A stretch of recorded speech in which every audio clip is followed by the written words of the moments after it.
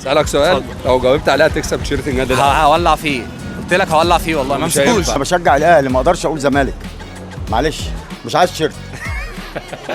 هسالك سؤال، لو جاوبت عليه في خلال 30 ثانيه هتكسب معانا تيشيرت الاهلي. تمام. قول لي 6 لعيبه راحوا من الاهلي للزمالك او من الزمالك للاهلي. امام عاشور، 1 كهربا، 2 اي حاجه بس. في اول حاجه امام عاشور، تمام. وفي شيكابالا كان هيروح وبيقولوا تقريبا انه ماضي بس ما راحش. اللي ما لعبش راحوا، يلا ما تقريبا. تجودش عشان ما فاضلش. شيكابالا اسمه ايه ده؟ امام عاشور. تمام. وفي واحد كمان مؤمن زكريا. تمام. في تاني بقول لك 6، ده في 12 لعيبه. 6. لا انا كده كفايه قوي. ده اخر الصراحه. بس هجيب ثانيه واحده. عندك امام عاشور، عدلت ليه؟ ده في لعيبه كتير قوي راحت. امام عاشور، عندك امام عاشور وعندك امام عاشور. لا مش عارف. جمال عبد الحميد ورضا عبد العال ومؤمن زكريا وامام عاشور 4. ومصطفى حسن مصطفى وطارق السعيد. عارف ما افتح باتش، انت زملكاوي ولا اهلاوي الاول؟ انا زملكاوي. طب انت واخد التيشيرت الاهلي ده من البيت؟ لاخويا.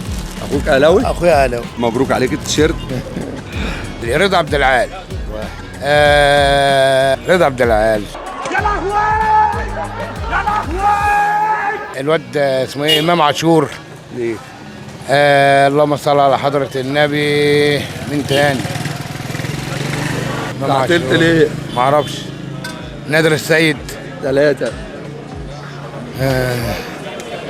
بقول لك ايه، احنا عندنا 40 ثانية. طب اعمل ايه؟ هعمل لك انا ايه تاني؟ ما انتوا كنتوا مليتوني وخلاص الثلاثة التانيين، يعني انتوا ما عندكوش دم. رضا عبعال. امام.